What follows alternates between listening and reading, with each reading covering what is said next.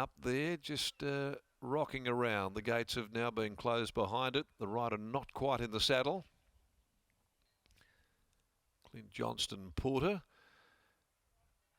Now he is, and they're off.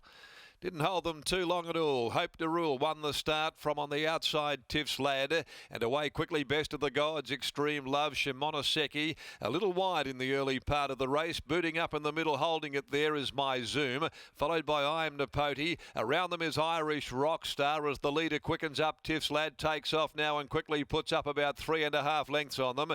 9 Ball further back in the field. State of Fury, I'll Keep Half. And last of all is Stylax as they sorted themselves out. Going along the back of the course, inside the 1100, Tiff's Lad making play and wasting no time. It led by 2 lengths, Irish Rockstar. Hope to Rule running third. Extreme Love fourth as they really start to string out. 2 lengths away then, Shimonoseki, which is able to now get across. 9 Ball sitting a bit wide though. Best of the Gods had lost its spot after the start. Getting back with My Zoom. A length away as I'm Napoti. State of Fury and I'll Keep Half. And Stylax is last of all in the best part of a dozen lengths from the leader, who takes off and goes further in front at the 550. It's Tiff's Lad flying solo for O'Donnell as they come up to the turn. It led by 6. Hope to Rule running second. Then came Irish Rockstar, who's a spent commodity. Extreme Love to the outside. Best of the Gods cuts the corner. This leader's gone further in front, Tiff's Lad. It's now 7 or 8 in front. My Zoom further back in the field. 9 Ball, Shimonoseki. Tiff's Lad, 200 metres left to go. Little O'Donnell is off and gone here on Tiff's Lad. It's still by 5, Hope to Rule, and it's going to absolutely brain them.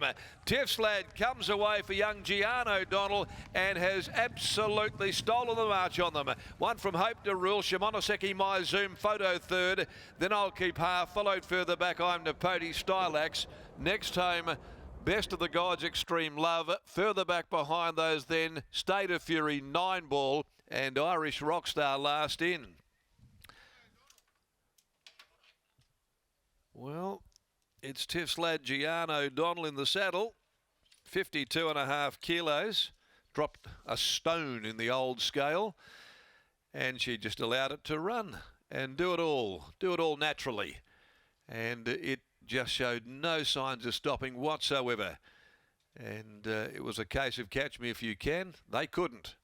Still won by 5 at the finish over Hope to Rule and Shimonoseki, My Zoom. They went to it, Shimonoseki probably third and nose in front of My Zoom. So well done, Gian.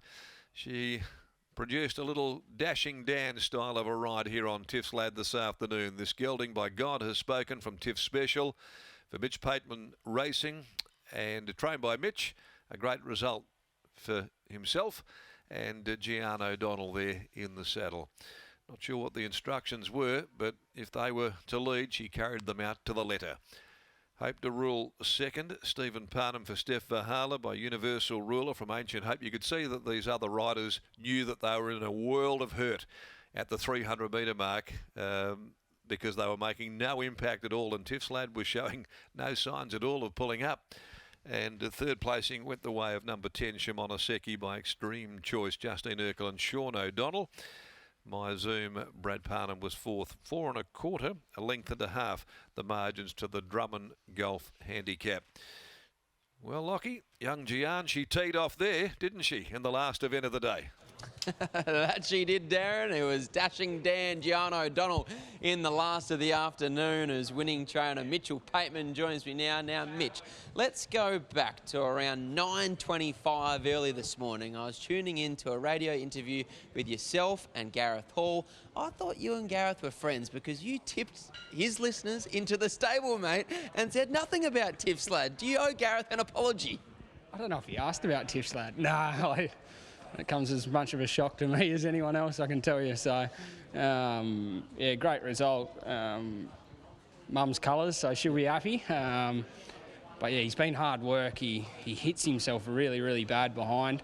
And Mum said to me, I was going to send him to my cousin in Carnarvon.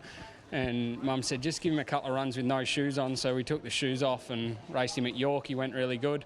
I thought he was here today. He couldn't find a race for him, so he's a month between runs. I thought he'd need it. Geez, lit him up and he's just kept running. So, no, I thought the other one would win, but yeah, good judge. What were the instructions going into this event? Because at some stages he was in front by 6, 7, 8 lengths. I said to her, he'll either lead or be outside the leader, and I said just let him roll from the 600. He doesn't have a turn of foot, just let him roll from the 6, but she knew better than me. She let him roll from the 14 and he kept going, so at least the trainer had him fit. Have you learnt something about him today, that perhaps he just does go that slightly better on the fresh side here this afternoon, a month between runs? Oh, I don't know, to be honest. Like I said, I was going to send him to Carnarvon, so I own him myself, and yeah, like I'd pretty well given up on him, but he was an improved run the other day at York, so yeah, good for G too. She does a lot of work at home, so great to give her another city winner.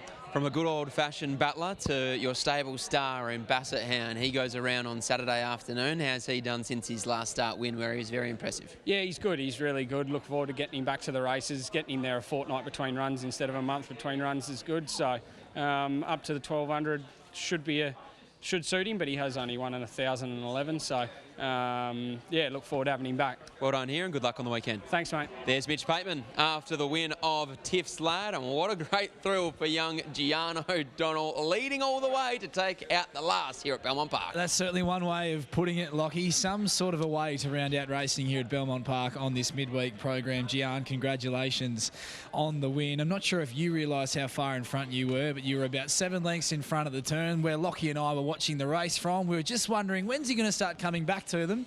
But he never did. No, kind of just let him just roll nice and comfortable the whole race. He kind of needs to roll into it early. He's just a big flowing horse. I was never really worried. He wasn't ever giving me an indication that he was going to stop or anything. So from the 600, I kind of just gave him more range because he was just so comfortable. I'm sure the fact that you do a lot of work for Mitch Pateman and his stable behind the scenes, I guess added on from the fact that he's been a big supporter of yours as well early in your career. To get a result like that at a midweek meeting home for him would be a big thrill. Yeah, it's so exciting. Mitchell, Holly and the whole team, they support me so much. I couldn't thank them enough for the rides they give me and the support and what they teach me and everything. I'll never be able to thank them enough for it.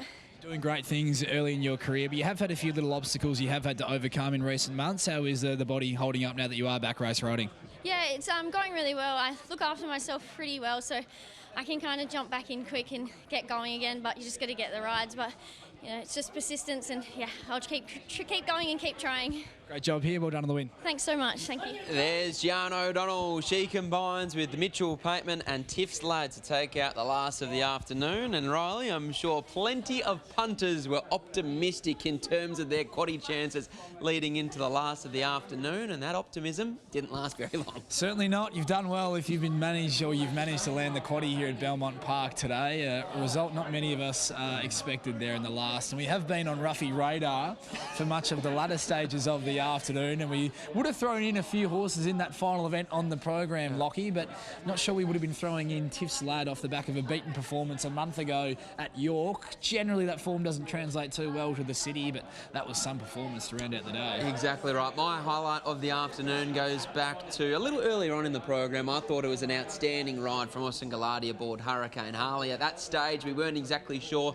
the way the track was going to play, but Austin, he was very confident in the way he assessed his ride out in front, and in the end that was the difference between him winning and losing. Yeah, it certainly was, and that was very early on the program as well, where perhaps that pattern wasn't as pronounced as it was later on in the day as well, that Austin was able to make that split-second decision to try and get as far off the fence as possible on the leader, and as he touched upon, ultimately it was the winning move for a horse that had been a little bit tricky to follow thus far this campaign in Hurricane Harley, who's got the ability but has mixed his form at times. But I think there were some nice horses we can take away from this midweek meeting as well, Lockie. Jasmine Baby to get the job done in Class 1 company at 1,700 metres, despite still being a maiden heading into that event earlier on the program, and to win with such authority as well. I think she's destined for bigger and better things, and sounds like that the plan is to stretch her out and trip from here moving forward as well, and into some 3-year-old company, which we know she's eligible for. Conducive was a nice win for Mickey Grantham and the Peters Investments team, and Prince of Darla looks a horse on the rise as well. We'll be keeping a keen eye on those fields. Next Tuesday leading into next weekend Belmont Guineas. Whether or not we see him taking his place, as I'd love to see how he measures up against some of our premier winter 3-year-olds next weekend. Looking forward to Saturday afternoon, Riley. The feature of the day comes up in race number 5, the Strickland Stakes, and we get to see our champ here in WA in a Western Empire go around once again. Now, he's been a beaten favourite in this very event the last 2 years.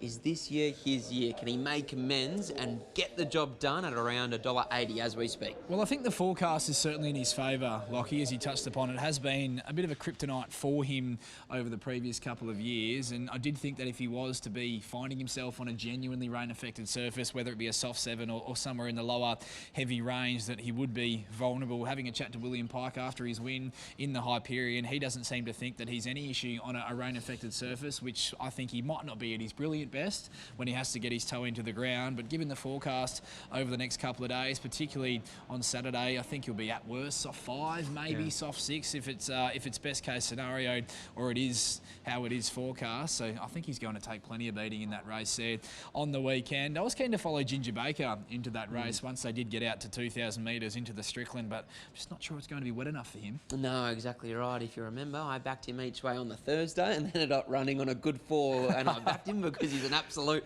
mudlark. Always the way. Exactly right. But it's been a very fun day of racing here at Belmont Park. Thanks for tuning in on Racing WA TV and racing.com. But that's all we have time for. So it's good night from Riley and I.